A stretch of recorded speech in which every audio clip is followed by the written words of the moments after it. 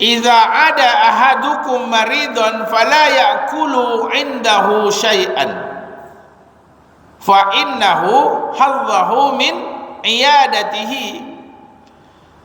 Apabila salah seorangmu menjenguk orang yang sakit, maka jangan engkau makan, jangan dimakan makanan yang ada di samping orang yang sakit itu. Fa innahu hadzahu min iyadatihi, sesungguhnya makanan itu sudah diperuntukkan, sudah diniatkan untuk orang yang sakit. Jangan dimakan pula itu, Pak. Ini datang menjinjing, tidak. Yang ada di situ pula yang dimakan. Pada datang tidak ada bawa apa-apa. Tiba situ buah di situ dihampainya, Pak. Pulang nanti minta bungkus pula. Ini parah nih, Pak ya. Tidak boleh dimakan. Kalau kita datang ada makanan roti di situ, jangan dimakan. Apa hukum memakannya itu? Apakah haram atau makruh? Fayakrahul lil aidi aklun syai'in indal maridi. Artinya makruh hukumnya bagi orang yang menjenguk itu memakan sesuatu yang ada di samping orang yang sakit.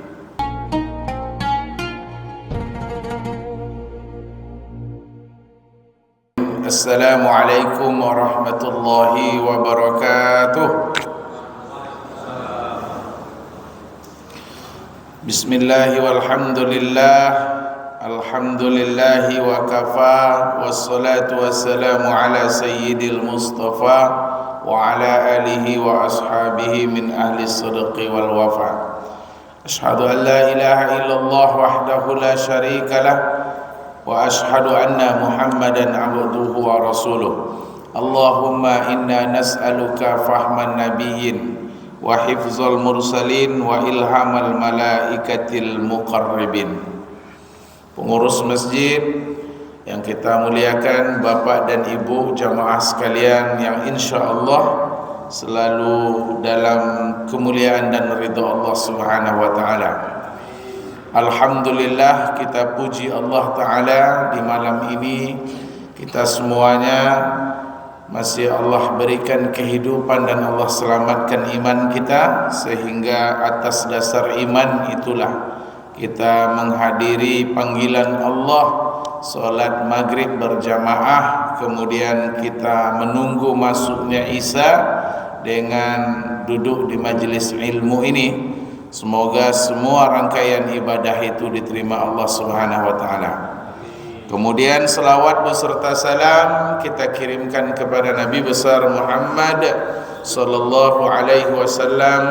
Allahumma salli ala sayyidina Muhammad wa ala ali sayyidina Muhammad. Bapak Ibu jamaah yang dimuliakan Allah, tema kajian kita malam ini adalah Iyadatul marid, fadilah menjenguk orang sakit. Fadilah menjenguk orang sakit. Seorang mukmin dengan mukmin yang lain itu bersaudara. Nabi misalkan dalam sebuah hadis, kal bunyan, seperti satu bangunan, yasuddu ba'duhum ba'dha, yang menguatkan, yang saling menguatkan. Jadi kita ini sesama muslim bagaikan satu bangunan. Bangunan ini kuat karena bersatu. Bersatu antara pasir dengan semen, bersatu antara kerikil dengan besi, dengan batu dan lain sebagainya. Dalam hadis lain Nabi sebutkan bahwa seorang mukmin itu dengan mukmin yang lain bagaikan satu tubuh. Apabila satu sakit, maka yang lain juga merasakan sakit. Nah, itulah mukmin, Bapak Ibu. Kalau kita sakit gigi, itu yang lain ikut sakit. Mata tidak bisa tidur kalau gigi ini sakit. Kalau tangan kanan yang gatal, tangan kiri yang menggarut. Nah, coba kita lihat antara mata dan telinga, begitu setianya mereka. Ketika mata sakit, telingalah yang memegang tangkai kacamata Bapak Ibu itu.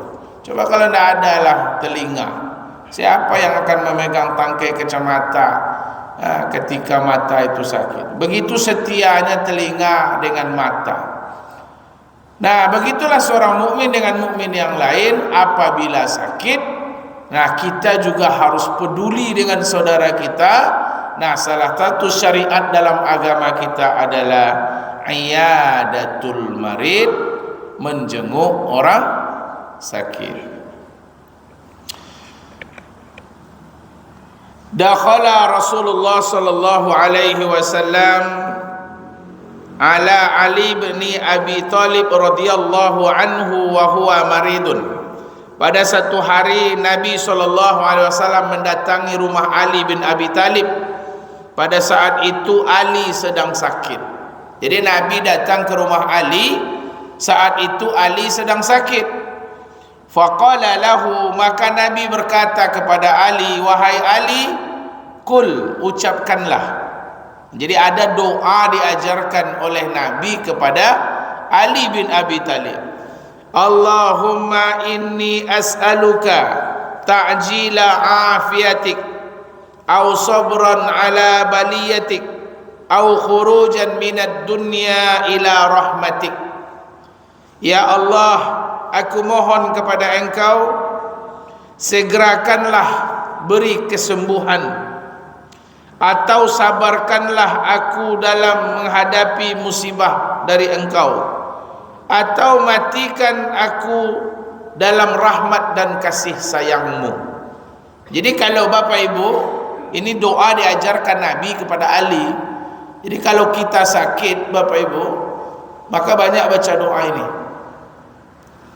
Ya, minta 3 hal. Allahumma inni as'aluka ta'jila afiyatik.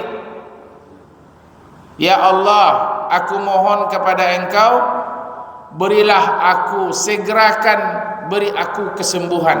Itu pertama kita minta. Tentu orang sakit minta sembuh kita. Au sabran ala baliyatik, atau sabarkan aku menghadapi ujian ini. Kalau tidak akan sembuh, jadikan aku orang yang sabar menghadapi penyakit. Sabar kita, sabar keluarga kita merawat kita, Pak. Tolong anak-anak kita dengan doa. Kadang kita bisa sabar dengan penyakit ini, terkadang anak-anak kita tidak sabar. Apalagi faktor usia. Orang tua semakin tua semakin pelupa, semakin nyinyir. Kadang bosan anak-anak kita. Dia sebentar bertanya, kapan minum obat ini? Minum obat ini setelah makan, Mak. Nanti tanya pula balik, makan dulu atau minum obat dulu? Makan dulu baru minum obat. Nanti tanya pula balik. Kadang banyak yang diminta. Itulah orang tua itu kadang pelupa, nyinyir, kadang sensitif. Bapak ibu sakit lebih sensitif. Kadang dia marahi anak dia, kita juga yang sedih. Padahal dia marah sama anak dia. Maka minta kepada Allah, au sabran ala baliyatik, sabarkan aku menghadapi ujian atau cobaan dari Allah, sabarkan juga anak-anak dalam merawat kita.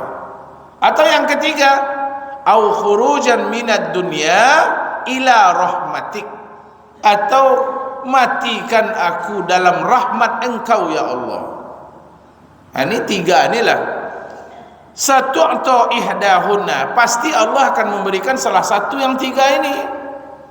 Ada tak selain yang 3 ini? Segera sembuh, atau sabar dalam penyakit, atau mati dalam keadaan beriman. Ini.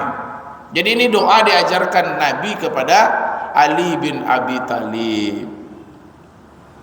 Allahumma inni as'aluka ta'jila afiyatik, au sabran ala baliyatik, au khurujan minad dunya ila rahmatik. 3 ni doanya. ya Allah, berikanlah aku, segerakan kesembuhan, atau sabarkan aku, atau matikan dalam keadaan beriman dan dalam rahmat dan kasih sayang-Mu. Qala Nabi sallallahu alaihi wasallam, udul marida watba'ul janazata tudzakkirukumul akhirah. Udul marid. Udul marid ini artinya itu fi'il amar, perintah. Udul marid, jenguklah olehmu orang yang sakit. Watba'ul janazata, dan iringilah janazah. Mengiringi janazah itu tudzakkirukumul akhirah, akan mengingatkan kamu kepada akhirat, akan mengingatkan kita kepada kematian. Perbanyak menjenguk orang sakit, kemudian perbanyak mengiringi janazah, karena mengiringi janazah itu akan mengingatkan kita kepada akhirat, Pak. Nah, ini perintah pertama, bahwa kita diperintahkan dalam agama perbanyak mengunjungi orang sakit. Jadi kalau ada jamaah kita sakit, datangi, Pak. Karena itu perintah Nabi, perintah dalam agama. Apa fadilah dan pahala menjenguk orang sakit? Ini kita baca. Wa qala an-nabiy sallallahu alaihi wasallam, aidul maridi yamshi fi makhrafatil jannah. Artinya al-bustanun, orang yang menjenguk orang yang sakit, yamshi fi makhrafatil jannah, sama seumpama dia sedang berjalan di taman surga. Artinya adalah al-bustan. Bustan itu namanya adalah taman. Bustanul atfal, taman anak, taman kanak-kanak. Bustanul jannah itu artinya taman-taman surga.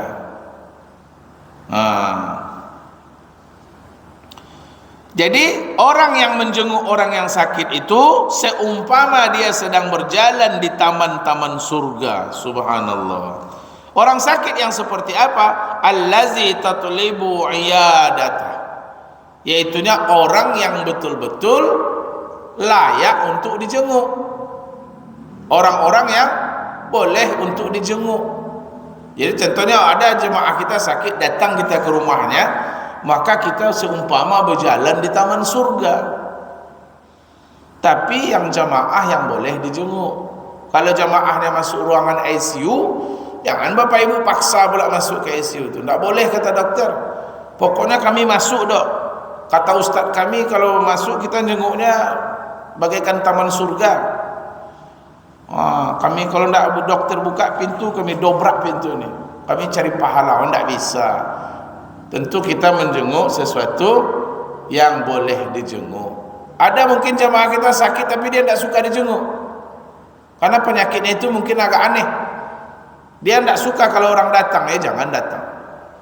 Jadi sesuatu yang lazim untuk dijenguk, maka jenguk. Maka dia seumpama berjalan di taman surga, hatta yarji'a, sampai dia kembali ke rumahnya. Ini fadilahnya Bapak Ibu. Wa qala alaihi salatu wassalam, iyadatul maridi awwala yauman faridatun wa ma ba'daha sunnatun.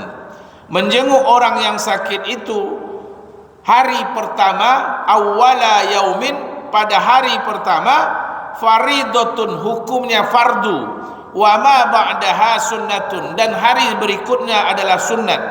Wal muradu bil faridi bil fardi, yang dimaksud dengan fardu di sini adalah bihasbil maru'ah awil akhlakil jamilah, yaitunya fadilah menjenguk orang sakit akan meninggikan maru'ah dan akan menambahkan akhlak yang baik.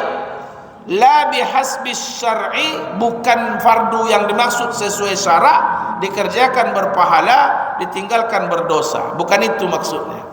Jadi maksud hadis Nabi ini, menjenguk orang yang sakit hari pertama itu adalah meninggikan maruah kita. Wibawa kita itu akan tinggi, Pak. Jadi ada orang sakit, Pak, tidak pernah datang sama sekali, itu akan menjatuhkan wibawa. Awak kenal dengan dia, kemudian sakit dia, sudah lebih dia 3 hari dia sakit, tidak datang-datang kita, maka wibawa kita akan jatuh di mata dia. Tapi kalau kita jenguk dia sakit, bihasbil maruah, akan meninggikan maruah kita, atau akhlakul jamilah, akhlak kita ini baik di mata orang. Jadi kalau kita rajin menjenguk orang sakit, Pak, maka wibawa kita di kampung ini akan naik. Cobalah, orang-orang yang rajin menjenguk orang sakit pasti akan dihargai orang. Coba posisikan diri kita, Pak, kita sakit, datang orang, itu akan tersimpan di memori kita, siapa-siapa aja yang datang akan tersimpan, Pak. Jadi kalau kita ingin dihargai di kampung ini, rajin-rajinlah jenguk orang sakit. Kalau ada bapak ibu yang masih berniat mau mencalek besok, tidak usah mahal-mahal kompanye, rajin aja jenguk orang sakit, pasti ibu dipilih nanti jadi anggota dewan. Itu. Jadi hari pertama kita datang itu sangat meninggikan maruah kita. Itu sangat disunatkan, sunnatun muakkadah. Tapi berikutnya, itu sunat biasa saja. Dia ternyata sakit selama sepekan, kita datang hari pertama, kemudian hari berikutnya kita tidak datang, kemudian hari kelima kita datang lagi, itu sunat biasa yang kita dapatkan. Tapi pertama kali datang, ya, satu kali datang itulah yang meninggikan maruah. La tajibu iyadatul maridi illa ba'da salasati ayyam. Tidaklah wajib menjenguk orang yang sakit kecuali setelah 3 hari. Wajib di sini bukan wajib dikerjakan pahala, ditinggalkan berdosa, ya. Tidak itu yang dimaksud. Ya, tidaklah wajib artinya tidaklah kuat perintah untuk menjenguk orang yang sakit kecuali setelah 3 hari. Jadi kalau ada jemaah kita sakit, Assalamualaikum Pak, jemaah kita sakit, ibu mana? Bu bendahara sakit. Kita belum disunahkan langsung menjenguknya, tunggu 3 hari dulu. Kalau udah 3 hari dia tidak nampak-nampak, barulah kita datang. Datang kita. Itu yang paling baik. Tunggu 3 hari baru kita datang. Karena orang sakit pertama, hari kedua, hari ketiga ini, ya kita juga belum tahu apakah dia boleh dijenguk atau tidak, ataukah juga keluarganya mungkin tidak suka dikunjungi atau macam mana. Maka pastikan dulu. Setelah 3 hari dia sakit, baru datangi. Ini fadilah yang pertama, bahwa menjenguk orang sakit itu bagaikan berjalan di taman surga. Man ada maridon solihan, siapa yang menjenguk orang soleh yang sakit. Ini solihan, maridon solihan, orang soleh yang sakit. Seperti bapak ibu jamaah tetap ini kan orang-orang soleh ini, bapak-bapak orang soleh, ibu-ibu orang soleh, atau ustaz-ustaz kita di sekitar sini, atau pengurus masjid, atau juga mungkin pemuka masyarakat yang di mata kita dia adalah orang soleh, kemudian dia sakit. Man ada maridan salihan, siapa yang menjenguk orang soleh yang sakit, kharaja ma'ahu sab'una malakan yastaghfiruna lahu, maka akan diiringi langkahnya itu oleh 70 malaikat yastaghfiruna lahu. Malaikat ini akan memohonkan ampun kepada Allah untuk orang yang menjenguk orang yang sakit ini. Subhanallah. Jadi kalau ada orang-orang soleh sakit dia, maka kita jenguk, itu pahalanya kita diiringi, akan keluar bersama kita itu 70 malaikat mengantar kita ke rumah orang yang sakit. Kemudian wa yakhrujuna min baitil maridi ma'ahu wa yadkhuluna ila baitih. Kemudian diantarnya kita lagi ke rumah kita, 70 malaikatnya. Kemudian malaikat itu yastaghfiruna lahu, memohonkan ampun kepada Allah untuk kita, Pak. Bukan itu saja, wa fil ihya, dan di dalam kitab Ihya Ulumuddin yang dikarang oleh Imam Al-Ghazali, man ada maridan qa'ada fi makharifil jannati sab'una alfa malakin yusalluna alaihi hatta al-lail. Siapa yang menjenguk orang yang sakit, maka ada 70.000 malaikat akan duduk di taman surga yang mendoakan orang itu sampai malam, hatta al-lail, sampai malam dia mendoakan. Apa doa malaikat ini? Allahumma ghfir lahu, Allahumma ghfir lahu. Ya Allah, ampunilah si fulan ini, karena tadi siang dia sudah datang ke rumah keluarganya, ke rumah saudaranya, saudara muslimnya yang sakit, maka malam ini ya Allah ampunilah dosa-dosanya ya Allah. 70.000 malaikat yang mendoakan kita. Akan sayang kalau ada orang sakit, orang soleh, kemudian kita tak datang. Sayang Pak.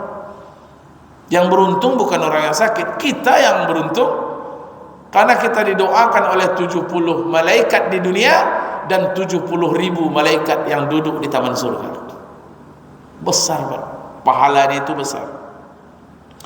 Kalau begitu Ustaz, mana yang besar, pahala menjenguk orang sakit atau bertakziah ke rumah orang yang meninggal? Mana yang besar pahalanya? Nah, ini jawabannya.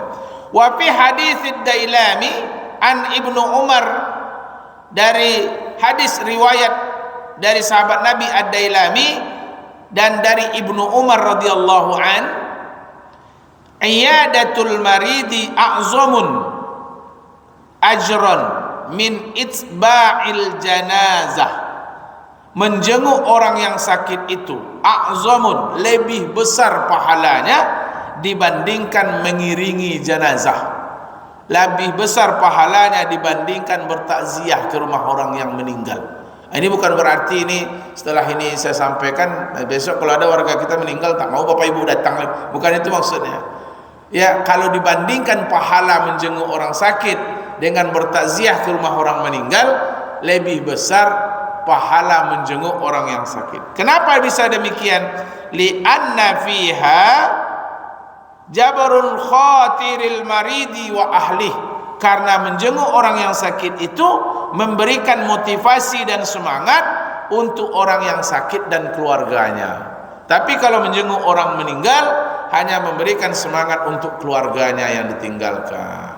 Nah, itu alasannya. Besar pahala menjenguk orang yang sakit dibandingkan mengiringi jenazah. Terus bagaimana adab-adab menjenguk orang yang sakit? Nah, biasanya Bapak Ibu kalau ada orang sakit Pak, itu biasanya banyak makanan di situ Pak ya. Karena orang yang sakit itu pertama adabnya membawa hadiah. Sunnah hukumnya kita membawa hadiah, jinjingan. Tapi jangan jinjingan yang berbahaya. Kalau dia sakit stroke, jangan durian Ibu Bapak bawa. Bawalah makanan yang kira-kira menyehatkan, ya, buah-buahan yang sehat. Nah, makanan yang ada di situ itu Bapak Ibu, itu jangan dimakan. Jadi saya dulu Bapak Ibu di kampung kami itu, kalau ada orang sakit yang dibawa orang biasanya 2 saja Pak. Kalau di kampung saya, supermi 1 atau limun 1. Dulu karena supermi itu sudah makanan mewah. Jadi kalau ada atuk kami itu kalau sakit Pak, banyak makanannya di rumah itu. Karena cucunya banyak, keluarganya banyak. Jadi kalau sakit dia banyak, supermi banyak dibawa orang, limun banyak. Nah, itu kami cucunya sukalah main di situ. Nanti bagi-bagi supermi. Kalau atuk tu sakit lah, senang lah hati awak kan, banyak supermi. Nah, kalau lah lama pula datuk tu tak sakit lah, pening pula kapalah datuk ni sakit lagi. Supaya banyak dapat makanan. Nah, gitu Pak ya. Karena kita ini kalau sakit Pak, ditanya orang selera kita. Bapak mau apa Pak? Mau makan apa? Sate Madura, lontong malam, walaupun pagi hari tapi tanya lontong malam. Mau apa? Mau lontong malam, lontong pagi, atau lontong siang? Nah, kita datang membawa hadiah. Idza ada ahadukum maridun fala ya'kulu 'indahu syai'an fa innahu hadzahu min iyadatihi. apabila salah seorangmu menjenguk orang yang sakit, maka jangan engkau makan, jangan dimakan makanan yang ada di samping orang yang sakit itu. Fa innahu hadzahu min iyadatih, sesungguhnya makanan itu sudah diperuntukkan, sudah diniatkan untuk orang yang sakit. Jangan dimakan pula itu, Pak. Ini datang menjinjing, tidak. Yang ada di situ pula yang dimakan. Pak datang tidak ada bawa apa-apa. Tiba situ buah di situ dihampainya, Pak. Pulang nanti minta bungkus pula. Ini parah nih, Pak ya. Tidak boleh dimakan. Kalau kita datang ada makanan roti di situ, jangan dimakan. Apa hukum memakannya itu? Apakah haram atau makruh? Fayakrahul lil aidi aklun syai'in indal maridi. Artinya makruh hukumnya bagi orang yang menjenguk itu memakan sesuatu yang ada di samping orang yang sakit. Gitu. Jadi makruh hukumnya, Pak, bukan haram. Tapi walaupun makruh, fa in akala indahu fala sauba lahu fil iyadah, maka jika seseorang memakan apa yang ada yang sudah diniatkan untuk orang yang sakit ini, maka tidaklah menyempurnakan pahala menjenguknya, berkurang pahala kita menjenguk, Pak. Karena kita makan di situ 2 buah anggur, berkuranglah pahalanya 2 on. Makan sekilo anggur, kuranglah pahala kita sekilo. Jadi kita makan makanan itu mengurangi pahala menjenguk orang yang sakit.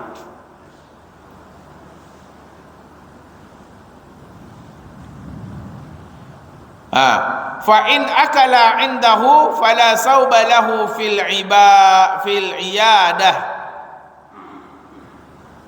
maka jika memakan sesuatu yang ada di sampingnya orang atau di sisinya orang yang sakit itu, maka mengurangi pahala. Bahkan ada ulama mengatakan fala sauba, tidak ada pahala sama sekali. Hilang pahala kita menjenguk. Maka rugi kita itu, Pak. Kecuali dalam hal-hal ataupun kondisi-kondisi tertentu. Contohnya kita sampai di rumah itu, tuan rumah sudah buatkan teh, yaitu disuguhkan kita teh dan dibukanya roti itu oleh tuan rumah. Ini makanlah. Itu kita karena menghargai tuan rumah dan dia ingin memuliakan tamu, kita makanlah sekedarnya. Atau juga mungkin kita bawa sate, kemudian kita berikan sama pasien, makanlah, Bu, tidak mau saya makan pahit nih, lidah saya pahit. Kemudian kita buka sate itu, kita ajak dia makan berdua dengan kita, kita suapkan dia, untuk dia 1, untuk kita 4, mungkin dengan itu dia bisa makan, tidak apa-apa, Pak. Untung kita ajak dia makan berdua, supaya dia juga termotivasi untuk makan. Walaupun banyak untuk kita kan, Pak ya. Untuk dia 1 sendok, dia 4 sendok kan. Untuk dia 1 tusuk sate, dia 5. Tapi makan juga dia. Ini yang pertama, bawalah hadiah, bawa jinjingan. Yang kedua, wa qala alaihi salatu wassalam, wa min tamami iyadatil maridi ay yada'a ahadukum ba'da yadahu ala wajhi aw ala yadihi fayas'aluhu kaifa huwa. Rasulullah sallallahu alaihi wasallam bersabda, ini hadis ini Bapak Ibu. Siapa dan dari kesempurnaan menjenguk orang yang sakit itu, bahwa engkau meletakkan tangan salah seorang kamu di atas wajahnya atau meletakkan tangan di atas tangannya, fayas'aluhu kaifa, tanyakan bagaimana keadaannya. Itu sunnah. Jadi sampai itu letakkan tangannya, ngerasakan badan dia, atau diletakkan tangan kita di atas tangannya. Gimana kabarnya? Sudah 2 hari di rumah sakit ini, gimana keadaannya? Ada perubahan? Apa yang terasa sakit? Itu luar biasa itu, Pak. Bahkan itu termasuk min tamamin iyadah, kesempurnaan dalam menjenguk orang sakit. Coba kalau kita sakit Pak, datang orang yang kita kenal, kemudian dipegangnya kita, oh lain rasanya. Aura sehat kita ini akan mengalir kepada orang yang sakit. Tambah semangatnya itu. Pegang tangannya. Tapi ini laki-laki sama laki-laki, perempuan sama perempuan.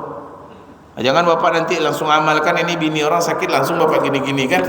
Marah lakinya, nanti saya tak tanggung jawab. Karena ini memang untuk yang muhrim. Nah itu. Ibu-ibu gitu juga. Janganlah sembarang-sembarang pegang aja. Kalau laki orang jangan dipegang. Kemudian tanyakan, gimana kabarnya? Gimana rasanya? Bawa dia cerita, itu maksudnya di sini Pak. Tanya-tanya dia. Gimana? Obatnya gimana? Wa tamamu tahiyyatikum bainakum al-musafahah, dan kesempurnaan penghargaan antara dia dan kamu itu adalah al-musafahah, bersupaha. Ajak dia salaman. Maaf ya, saya terlambat datang, baru tahu saya kamu sakit. Ajak salaman. Nah, ini dua. Yang ketiga, doakan. Nah, doakan dia.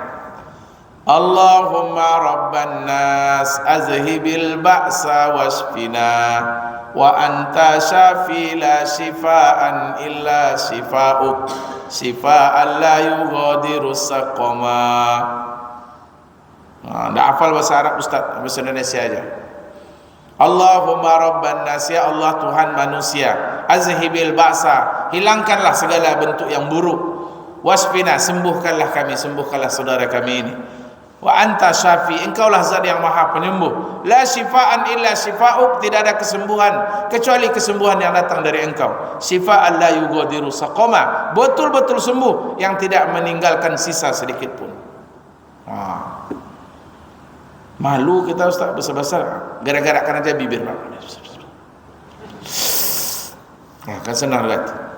Ya, setidaknya baca Al-Fatihah ajalah.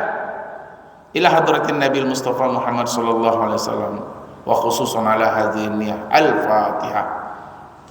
Gitu. Jangan wa khususan ala hadhil mayyit, dia belum mati lagi. Ya. Al-Fatihah. Baca Al-Fatihah. Atau baca Yasin. Kalau Yasin janganlah Pak ya. Karena mindset orang tu Yasin tu hanya untuk orang mati. Sebenarnya boleh itu orang yang sakit yang parah bacakan Yasin sebenarnya.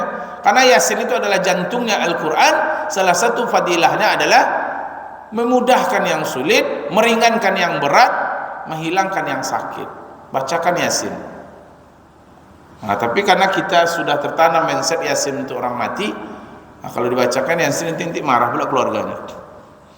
Nah, kemudian yang keempat, adab menjaga orang sakit itu adalah tutup aibnya. Kalau dia punya aib, jangan cerita-ceritakan.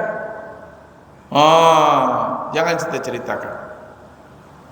Kalau dia punya aib, selama dia sakit mungkin berdarah telinganya, atau bau badannya, atau bau aroma di kamar itu, jangan ceritakan kepada yang lain. Parah sakitnya, bau badannya bau, kayaknya tidak ada diurus-urus oleh lakinya nak pulang-pulang.